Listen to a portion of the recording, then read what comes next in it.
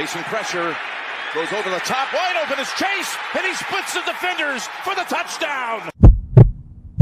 That's live. Back the other way, Sam Hubbard, the Cincinnati kid.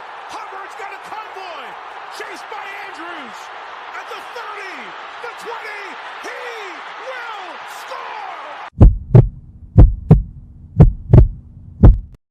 Jake, Who day, Bengal fans? Who day, Bengal fans? He is Mon. I am Jake. This is the Bengals Pulse, the heartbeat of our Cincinnati Bengals. Welcome in, guys. Mon and I, we obviously, the last time we talked to you guys was right after the Baltimore game, so we did not have any news on Joe Burrow.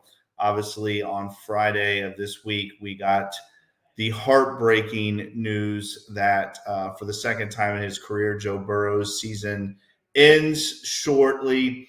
Mon, your feelings. I want to get your feelings on this situation. But before we do, thank you guys so much for tuning in live with us tonight. We want to talk a little bit of football, and we want to get you guys engaged in the conversation as well. So please throw some questions in the comment in the chat section, and Mon and I will try to get to them. And we want to know how you guys feel, obviously, about the Joe Burrow situation as well. But Mon, let's start with you. This has been a really rough couple days. I'm going to be honest. I think I texted you today and said, man, I'm hurting still. I don't think it's really hit me yet. I think I'm still in shock. But how are you feeling on the Joe Burrow situation right now, Mon? A little numb still.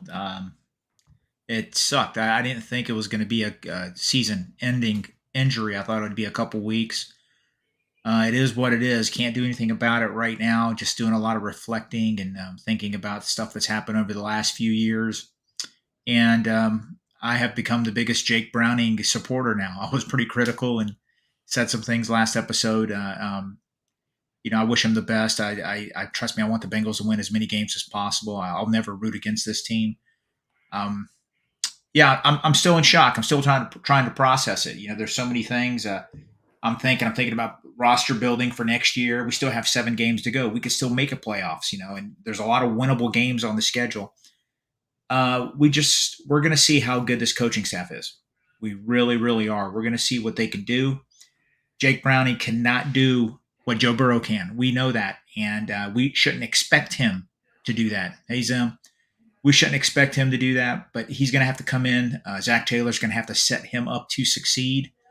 Hopefully we can run the ball, something we talk about all the time, something that needs to happen, and it needs to happen when Joe Burrow gets healthy again because we got to protect our investment, and I think the best way to do that is to develop a really good run game. And we'll see how it goes in the next few weeks. Absolutely. Andrew, I agree with you. I think not only are we going to see how good of a coach Zac Taylor is, right, because he is going to have to change his entire mindset of how this offense is run. We've talked about it many times before. I don't think you or I or really anyone that we know feels like we run the ball enough. And now Zac Taylor is going to have to really change his mindset and build this offense around Jake Browning, right? A little bit different of a quarterback, a guy that he can use his feet. And again, I want to be very clear too. This season is not over. The Bengals are still right in the mix of all that. And we're going to look at, Mon, history tells us that backups, when they're thrown into good rosters, a lot of times they are able to get that team at least into the playoffs or at least make them competitive. There's been a lot of situations that we've seen that in the past, but Zac Taylor, we're going to find out about him. We're going to find out about Lou Anarumo and that defense because complimentary football, Mon, as much as we want to see it, it's really not going to be that way. We just have to be honest with ourselves. This defense is going to have to carry this football team now. They're going to have to. They're going to have to go out and turn the ball over, give the offense more possessions, give the offense better field position.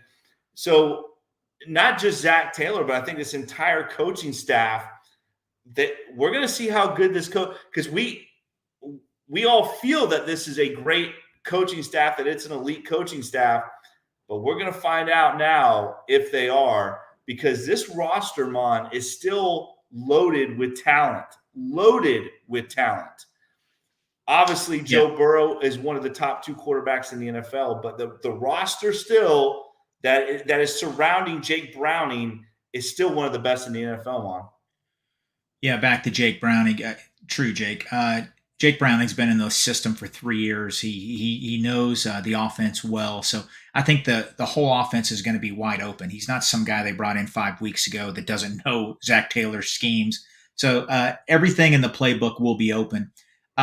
As I said a few minutes ago, Zac Taylor has to set him up to succeed. And I'm going to disagree with you a little bit. Complementary football is a must. Because let's face it, you know this, I know this. Our defense isn't the defense of last year or the year before. They've had their lumps. They're still trying to figure out things in the secondary. Von Bell not being there, I still think that's a huge loss for them. They're still trying to figure things out. And let's face it, our defensive line depth isn't there. When our starters are out, there's a big drop off. These guys are gashing us for big running plays. We do need our defense to step up. We absolutely need to, but we just cannot have 3 and outs, keep on putting them in holes there. So we're going to have to work on that. Zac Taylor, he has got to find a way to effectively, efficiently run the football. You know, Jake, I mean, I was just looking at some stats. I've been doing this the last couple of days.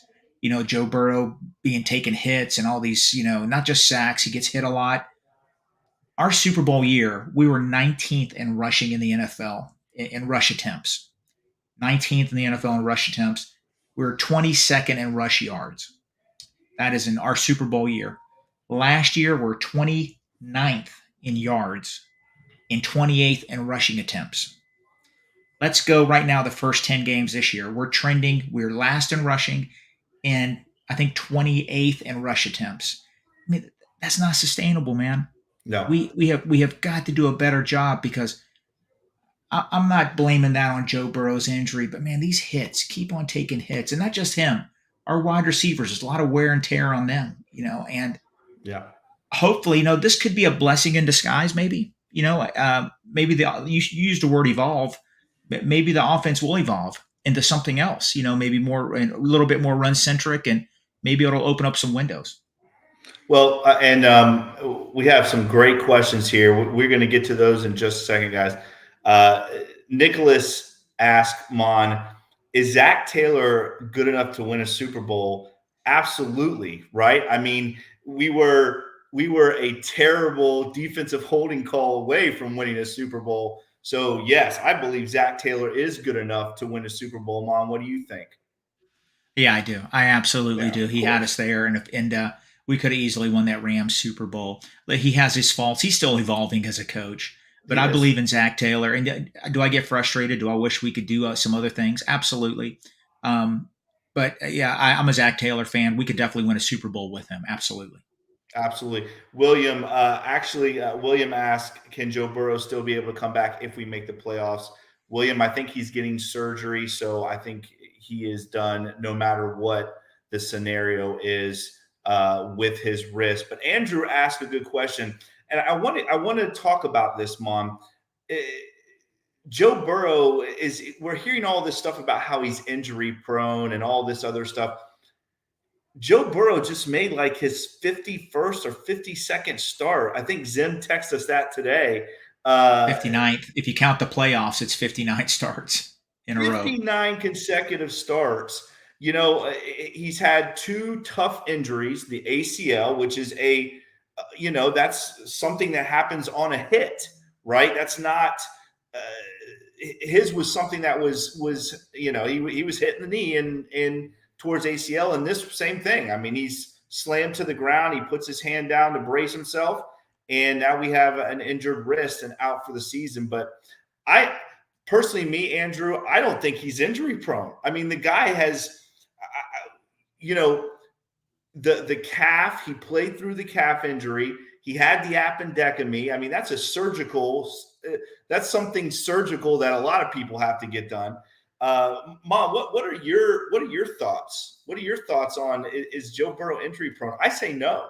I mean, again, the guy's played a ton of games in a row. I don't think he is either. Remember Kelsey Conway a few months ago had her podcast. The first 3 minutes, she brought up that he's been injury prone. She was talking about his calf issue. Well, He tore up his knee.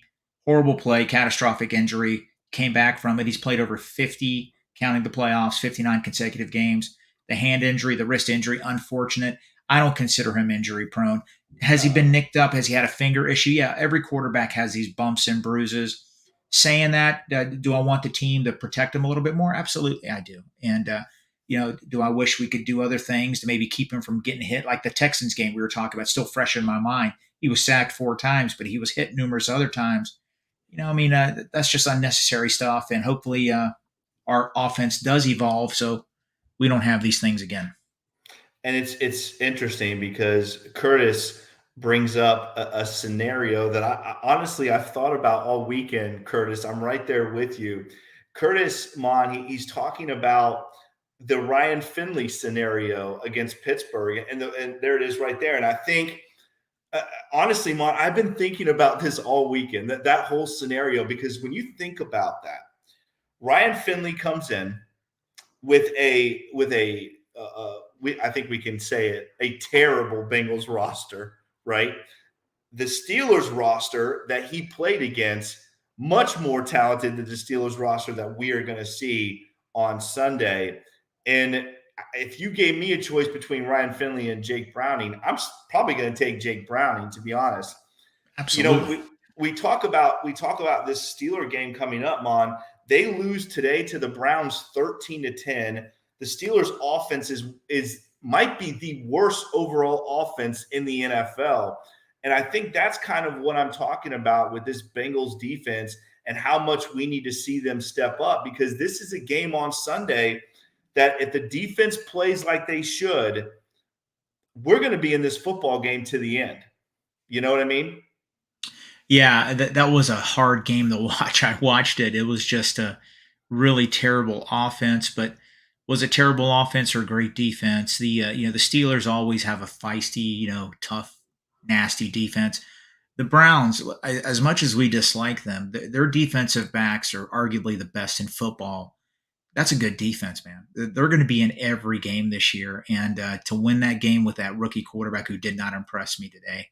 I know his stats look okay, but he just, he won the game. I can't criticize him. Our defense needs to step up. But Jake, let's face it, I'm a big advocate for our defense. You know that. I mean, you go back and forth. Yeah, they are. They're having some growing pains. They really are, and but they have a lot of great players. I mean, our starting defensive line. Hubbard comes back. Hendrickson, is has an All-Pro season. Hill's a solid player. Reeder, we know what he is. We love our linebackers. Cornerbacks are playing well. Safeties, little Dax Hill's doing good. Jordan Battle looks like he's going to be the starter now, so that's a good thing. And, of course, Mike Hilton. We have players. Got to keep them healthy, and we know what the defense is capable of doing, and hopefully they regain their footing and do that. Well, this is my question to you, Mon, and this is why I talk about the high expectations for the defense. This is my question to you. Do you really think, and I want your honest opinion on this, do you really think the Browns defense is that much more elite than ours? Because I just don't see that. I don't see the Browns defense being that much better than the Bengals. Now, obviously, the Browns have, you could arguably say, the best defensive player in the NFL, right? I mean, not only is he probably the best pure pass rusher in the NFL, but he might be the best defensive player in the NFL. But if you look overall defensively, do you really think the Browns defense is that much more elite than the Bengals? Because I know you think very highly of them, but when I go pound for pound, position by position, I have a hard time saying the Browns defense is that much better than our defense. Let me just ask you a question. Yeah. You mentioned Myles Garrett, generational player, probably defensive MVP. He probably is. Delpit, Ward, Tomlinson, the defensive tackle, the other defensive end they picked up in the trade right before the season started. Arguably the best pass rush in football. Jake, the stats show it. Their defense is elite. I mean, Listen, we I can know talk, this. philosaphically. The stats I know show the it. stats show it. I know the stats show it, Mon. But you're talking about just looking at the defensive backfield. Okay, and again, I know our safeties have struggled, but Cam Taylor-Britt, Cheeto Awuzie, Mike Hilton. Okay. Look at linebackers: Logan Wilson, Jermaine Pratt. Our linebackers are better than the Cleveland Browns linebackers. I don't think there's any. I don't think you could. I don't think anyone could argue that. I agree. You look at the defensive line, and again, Myles Garrett's a generational player. Trey Hendrickson's pretty damn good. DJ Reader is pretty damn good. BJ Hill is pretty damn good. Sam Hubbard is pretty damn. I mean, again, I'm just asking this. I'm just throwing this out there because I don't think the Bengals defense is elite. I think they should be elite. That's what I'm saying. I'm saying that this Bengals defense is playing below the standard that they should be playing. The Bengals defense has a lot of very, very good players. I'm not saying I would trade starter for starter, but Myles Garrett, Dalvin Tomlinson, Zadarius Smith, Grant Delpit, Ward, they have a Newsome, another defensive back. Jake, they have a great defense, a very, very good defense. They won a game this year strictly because of Myles Garrett. Their offense did nothing. He had 3 turnovers, and they won the game strictly because of him. The Bengals don't have a player like that. They don't have a player that's close to taking over a game single-handedly and winning it. I think by default that makes them better. I'm not a Browns fan. I mean, I know we go back and forth about this, but you just because we're diehard Bengal fans, it's okay to acknowledge other teams have great players. And I just acknowledged it. I think Myles Garrett is the best defensive player in football. I just acknowledged that. I'm talking about as a whole. I truly think that this Bengals defense has underperformed. That's what my point is. In this entire conversation, when you look at these guys pound for pound, the 11 starters on our defense, we should have a defense that should be able to take over a football game. And don't get me wrong, they've had some solid games this year. They've played well this year. But I think they have underperformed. Go ahead. I'm sorry. No. Their biggest problem is this: when the starting defensive line takes a breather, the guys that come in to relieve them have underperformed. They've expected big things from Zach Carter, Joseph Asai. They're expecting big things from him. It just hasn't happened. Cam Sample has played really solid, but when BJ Hill needs a breather, I mean, Zach Carter is still developing. I'm not saying he's a bust. He's still developing as a player. Joseph Osai had that ankle injury, but let's face it, he hasn't really done much when he comes in and gives Sam Hubbard a breather or somebody else. And the Nick Scott experience at safety hasn't panned out. It hasn't panned out. That's a big drop off from Von Bell. Huge. Dax Hill has played well, but Dax Hill's had his ups and downs also. That's why we're underperforming. There's a lot of issues there. Cheeto Awuzie has not regained his form from last year. He's still getting his legs. He came back from that ACL. It's a different defense from last year's defense. And I think what we're seeing now is what we're going to get unless these backups that come in to give us, to give our starters breathers, unless they start performing better. But you can tell these teams that are gashing us, it's usually when our starters are on the bench. Yeah, I agree 100%. And Dalton says, Mon, the whole team has underperformed. I agree, Dalton. I 100% agree that the entire team, including the coaching, has underperformed this year. And somebody, I don't know who that was, Eric, can you throw that back up there, who said if they see Nick Scott on the field, they're going to throw the remote at the TV? I'm not sure who said that, but that's I think that's how we all feel.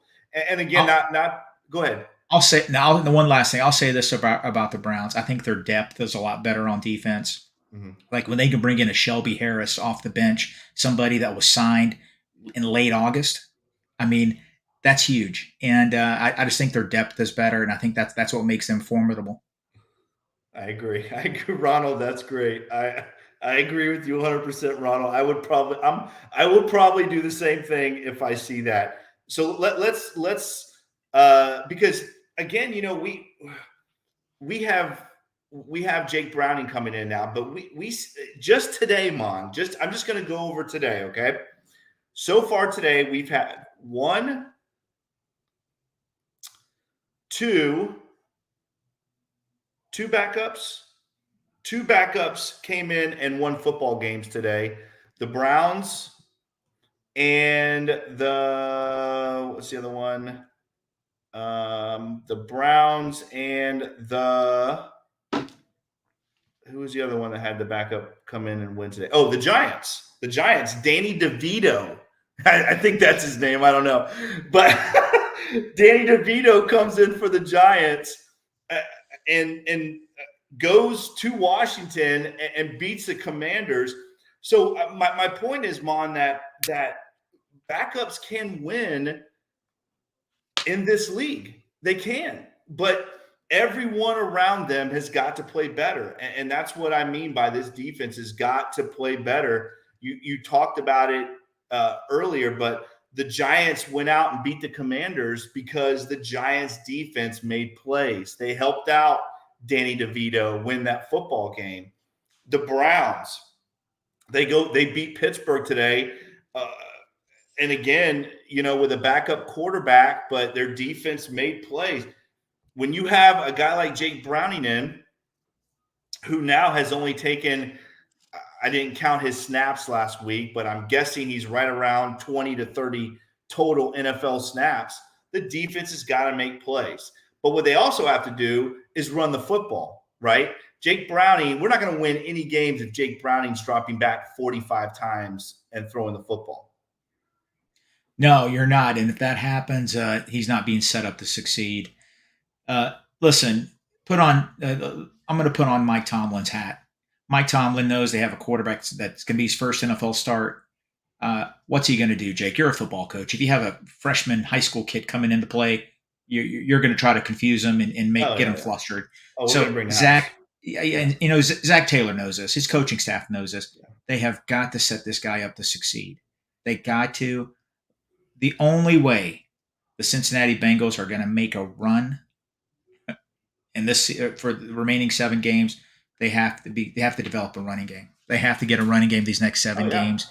And they cannot put everything on Jake Browning's shoulders. I will say this about him. He was very spunky the other night. He looked really good. He is athletic, and he's not afraid to run. I mean, this is a quarterback who can get us 30, 40 yards with his own legs. Yes. That can extend some drives. And, Joe Mixon the other night, I know a lot of people are still critical of him. They're still fighting these battles from the summer about Joe Mixon this, Joe Mixon that. Just come out and say it. Joe Mixon has been the least of our worries this year. He's looked really good. The other night, I rewatched the game. Yeah, I'm one of those guys. I rewatched it the other night. 1 tackle away from like a 50-yard touchdown run. This guy still has it. He was never a breakaway speed kind of guy, but he's still productive. He's going to get you 4.5, maybe 5 yards per carry.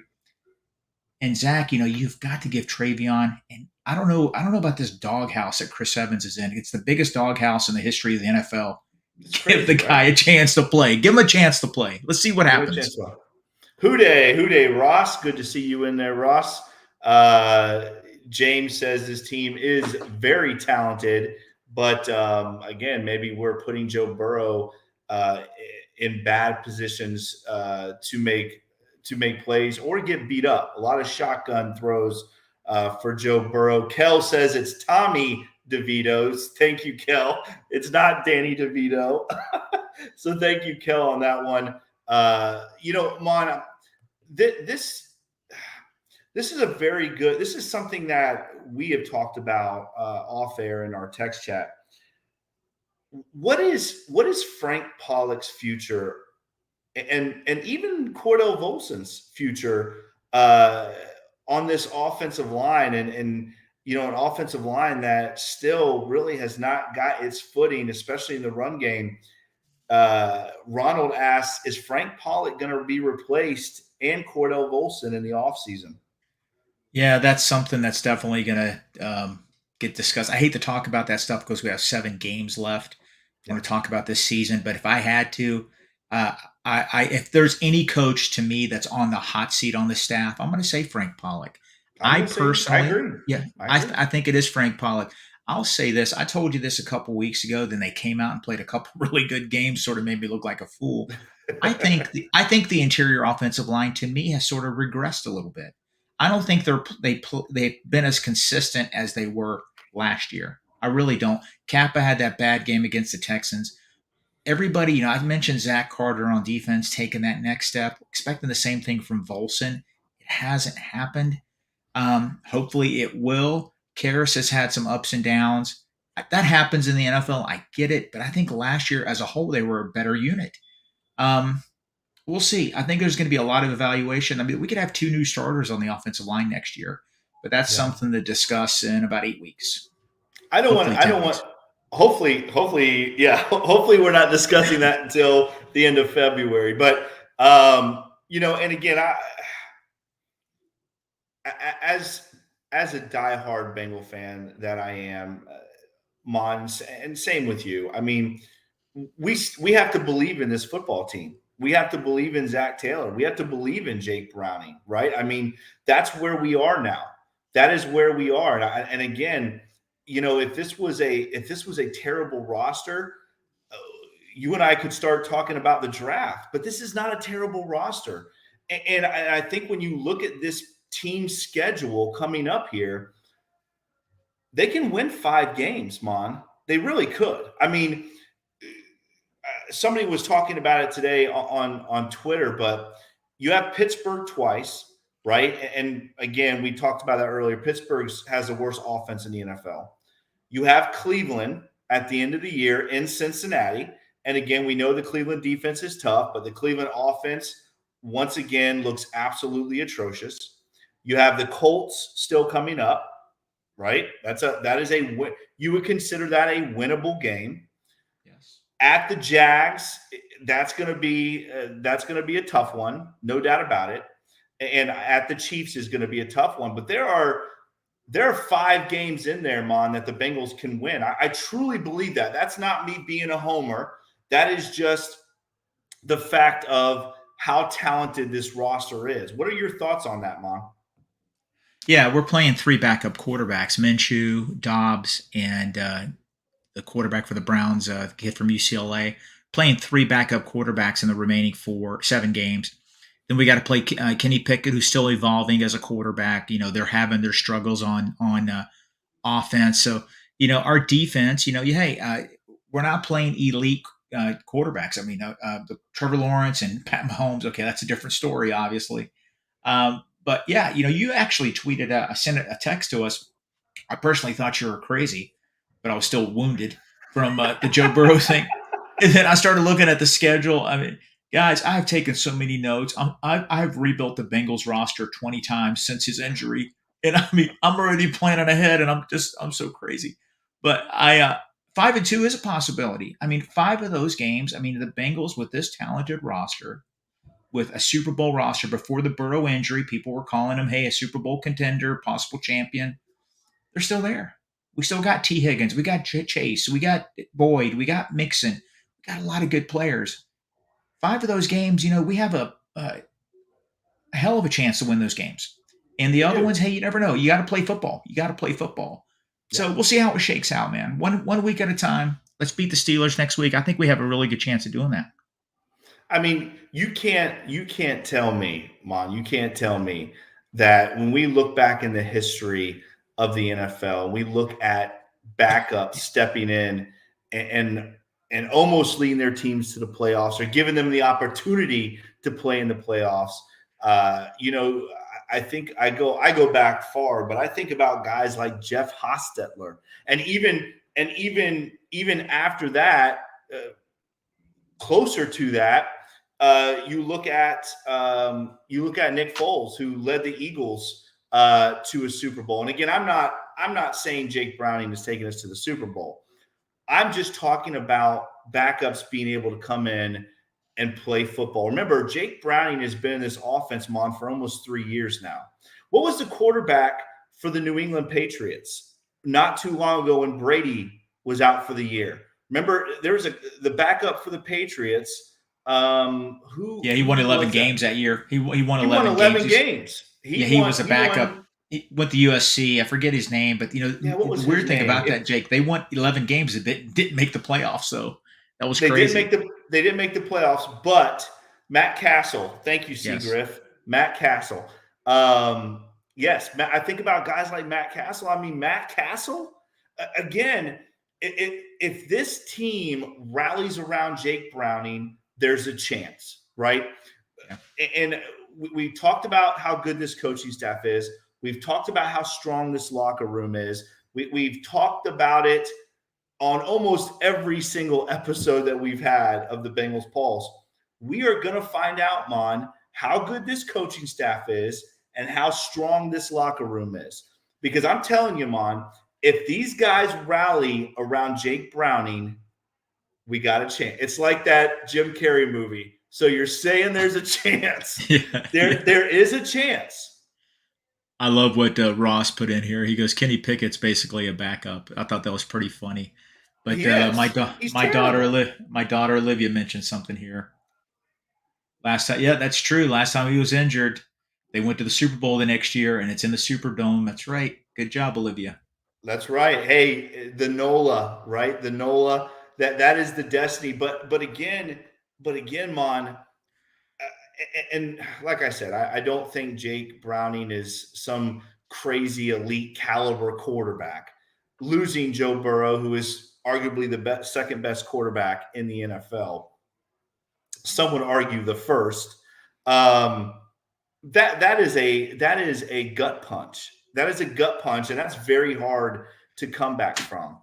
But I just feel like this roster is talented enough that if they rally around Jake Browning, I'm saying there's a chance. Again, I'm telling you, if Jake Browning comes out on Sunday, Mon, and plays well enough that the Bengals beat the Steelers, you better look out, because winning football games and momentum is something that is uncoachable. You cannot coach momentum. And if this team gets some momentum behind Jake Browning, look out, because this roster is still very talented. And if we get Higgins back and we get Hubbard back, just look out. That's all I'm saying. Again, I'm not saying Jake Browning's taking us to the Super Bowl. So for all of you fans out there that are trolling us from other teams, I'm not saying that. I'm just saying that if they rally around Jake Browning and this coaching staff puts Jake Browning in good, successful positions to make plays, look out, because this roster is still very talented. They need to set Jake Browning up to succeed. Mentioned that earlier. All the players need to rally around him. You mentioned that. Lots of stars. 6th highest paid offensive line in football. Top 10 highest paid defensive line in football. Our stars need to really be stars. The backups that come in, you got to pick it up a notch. There's too many good players on this team to not make an impact. There's a lot to play for. Zac Taylor, you're the leader of this team. I have faith in you. You've done such a great job motivating, building a great culture, bringing in these team leaders. Let's get these guys on the same page. Let's get a win this Sunday against our hated rival, the Steelers. Mon, I hate to do this because I don't want to blow up your ego. You almost don't even fit on the screen sometimes. You always talk about you're undefeated on Twitter. And I will say this about you. You tweeted out something this week that brought tears to my eyes. And that was the Mike Zimmer on the sideline talking to the defense. I think we all forget how great Mike Zimmer was. He was such an incredible leader of men. He was just – guys would run through walls for him. I hope somebody makes that kind of a statement with this coaching staff, right? That tweet that you threw out with Mike Zimmer, it brought tears in my eyes, Mom. Yeah, that was nice. That fire and the locker room speech from Marvin Lewis too was a great one. That was It's great. one of That was that's one of great. my all-time favorites. That was I want great. to tell you something. I mentioned something about Myles Garrett being a generational player. Hendrickson, for him to come back and play and to play the way he did the other night, he's somebody that fires up the team. And he talks some crap on the field. We need players like him. Hubbard coming back, Higgins is going to be huge. It's going to be huge. And listen, this defense can keep up with Kenny Pickett. The Steelers do have a rushing attack. That number 30 can run the ball. That's what scares me a little bit. I think our rush defense is okay, but when they start substituting these guys, wow, we got to do something about that. I really like our chances this week. I really do. Jake, we say it every week, 1 week at a time, especially with Jake Browning. Beats the Steelers, get some confidence. Hey, man, get ready for that big game in Jacksonville that I'm not going to, even though I'm only an hour and a half away. But it's 1 week at a time. We'll see how it goes. I'm going to be honest with you. I think I have seen the Bengals play in Jacksonville every time they've been there. And Jacksonville is one of the worst places to watch a NFL football game live. If you are a Bengals fan going to Jacksonville, be careful. Yeah. It is truly an upsetting place to watch a football game. That's all I'm going to say. Yes, I agree. Cornell says this is Zac Taylor's defining moment. Eric has joined us. Cornell, that is such a true. That's facts, Cornell. That is facts. This is Zac Taylor's defining moment. I'm going to agree with you 100%. This is Zac Taylor's moment. Zac Taylor, again, still has this incredible, talented offense around him. And we're going to see what kind of leader this coaching staff is. Mom, what do you think about that statement? Is this Zac Taylor's defining moment? I think it is. Absolutely. That Cornell, that was perfectly said. I think, if he comes in and this team does what they're capable of doing, it is a defining moment. He's already taken us to a Super Bowl, but look at it this way. The cards are stacked against him. He just lost his generational elite quarterback, bringing in a guy that's never started a game. Let's see what you're made of. And you know what? Somebody did tweet this. Somebody else, I forget who it was. It's going to be an exciting 7 weeks. It really is, And I know Burrow's out, and we're still sort of trying to get over it, but I'm excited about it. And it's I want them to win every game. I'm not worried about draft position right now. Everybody's, let's get a premium pick. We have got to win. It's about winning. It's about winning. The NFL is about winning. Absolutely, yes, it is. Who cares? Absolutely. Listen, who cares about a draft pick right now? Our roster is so damn good. A draft pick, drafting the difference between drafting 10 or 11 or 19 and 20 is not going to change this roster. The roster is already good. It's really good, and it's going to be good next year. It's going to be good next year.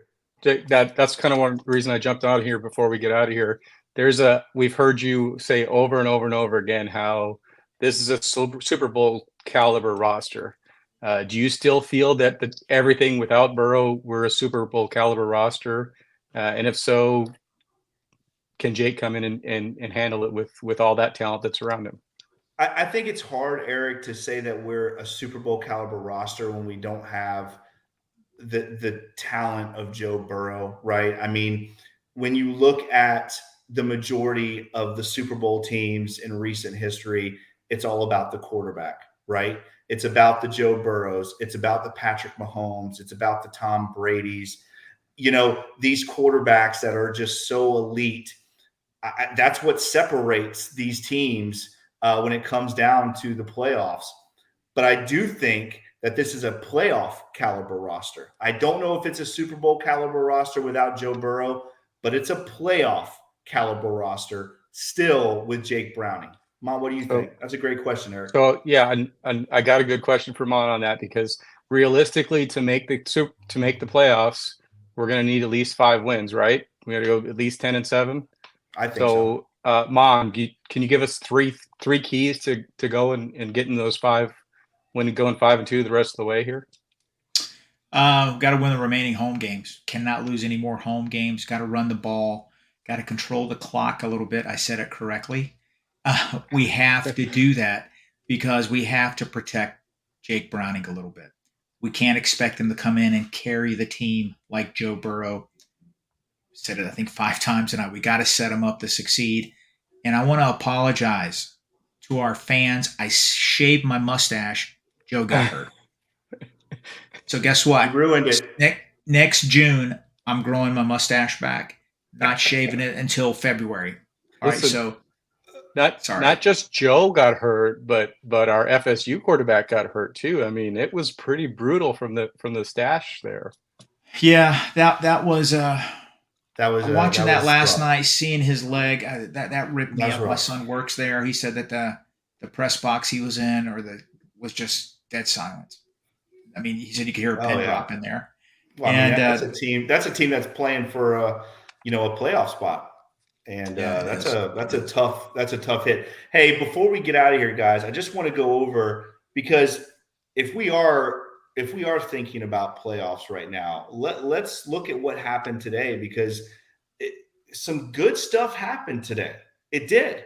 The Texans squeeze one out against the second worst team in the NFL. I don't know why the Texans play well against the good teams, and against the bad teams they look like they are playing a different sport. But it is what it is. And I don't think the Texans are a playoff team. We'll talk about that another day. Texans squeeze one out against the struggling Cardinals at home. But these are the ones that really – the Raiders lose today. They were 5-5. So they're right in that mix with us. They dropped to 5-6. The Chargers, Eric, they dropped to 4-6 now. The Chargers at 4-6. That was a big loss for us. I'm going to be honest with you. I think the Browns winning helped us, because if we go in and beat the Steelers next week, we will jump the Steelers with that head-to-head. We have the Broncos game tonight. We want the Vikings to win that one. The Bills did win today, but again, we have that tiebreaker against the Bills right now. So if the Bills do keep winning and we keep winning, we're still in really good shape there. And then you have the Eagles-Chiefs tomorrow. Again, the Chiefs probably going to be the 1 seed unless they completely unravel. But some good things happened today, guys.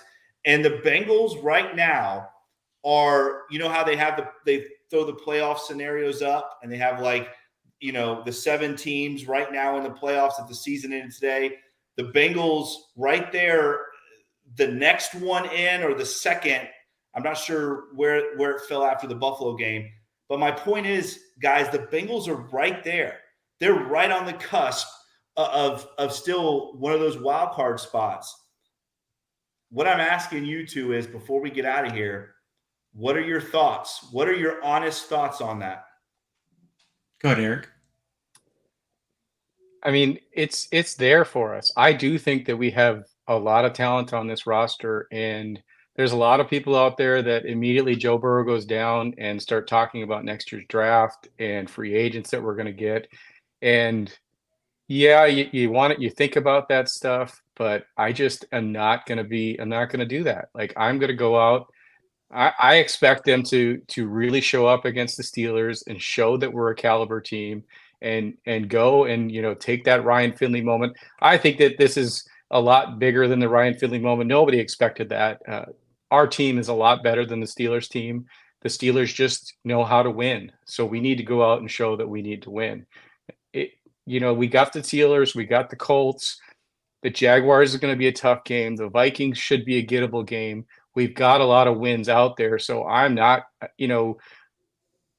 going out there and losing all these games is going to buy us 3 or 4 draft positions. I don't want that. I want us to go win 5 of the next 7, get into the playoffs, and let Zac Taylor and his staff learn how to scheme people open, learn and grow as a coaching staff so that when Joe Burrow comes back next year, we can make that big run and it's not all on Joe's shoulders. How about you, Mon? Agreed. Mom, what do you think? Yeah, we we have 4 games against teams that are fighting for the last playoff spot. Technically, the Bengals will be fighting for the last playoff spot. We've got to play the Steelers twice. Got to play the Colts and the Browns, obviously. So we can control a lot of that ourselves. We win those games. It helps us out tremendously. Our AFC record is hurting us. It's going to be tough. And this gentleman here, B. Phrase, is talking about the Steel. He's apparently a Steeler fan. Yeah, I know. Jake Browning. But Jake Browning facing that Steelers defense. I just mentioned it earlier. They got to set him up to succeed. The Steelers defense can get turnovers. They could confuse him. So again, what Cornell said earlier, Zach, this is on you. You have got to help this guy. You've got to tweak your offense a little bit. Don't put it all on his shoulders. Let's get that running game going. And our defense, let's get a couple turnovers from Kenny Pickett this week. Jake, you're right. Our defense has got to play better. And our offense has also got to run the find a football. way to they got to get some first downs, and we don't want to punt 12 times a game. No, we don't want that. We don't want listen, that. We've got to run the football, Mon. Joe Mixon, if he does not touch the ball 30 times on Sunday, it's a travesty. It is a travesty. I'm not saying it's got to be 30 handoffs, but if he doesn't touch the ball 30 times, it's a travesty because, again, if you keep it close against the Steelers team, you got a chance, right? Joe Mixon, last thing I want to say about the running game, Joe Mixon is averaging 15 touches a game. Unacceptable. Unacceptable. Agreed. Well, listen, hey, the last thing before we get out of here, Jake Browning, I will say this about him. He exudes confidence, right? You guys saw him in the locker room. He talked about, he hates it for Joe Burrow, but this is his opportunity. And I don't know, listening to that guy talk and the confidence, it reminds me a little bit of Joe Burrow. I mean, it does. And maybe it's because he's been around him for 3 years, but he comes across with that very confident, very quiet, like I am the dude and I'm about to show you I'm the dude. And after listening to him, I truly felt like there's hope. And for you Star Wars fans out there, rebellions are built on hope, right? Rebellions are built on hope. All right, guys. If you like this podcast, make sure you like, share, and subscribe to this podcast. Make sure that you check us out on all the podcast platforms, Apple, Stitcher, Spotify. If you like this podcast, make sure you give us that 5-star review. We very much appreciate that. Follow Mon on Twitter at @TheFireMon. Follow me on Twitter at CoachJakeOwens9. Follow Eric on Twitter at eFlash with 2 H's, 88. Follow the Wincinnati Podcast Network on Twitter at WincinnatiPod.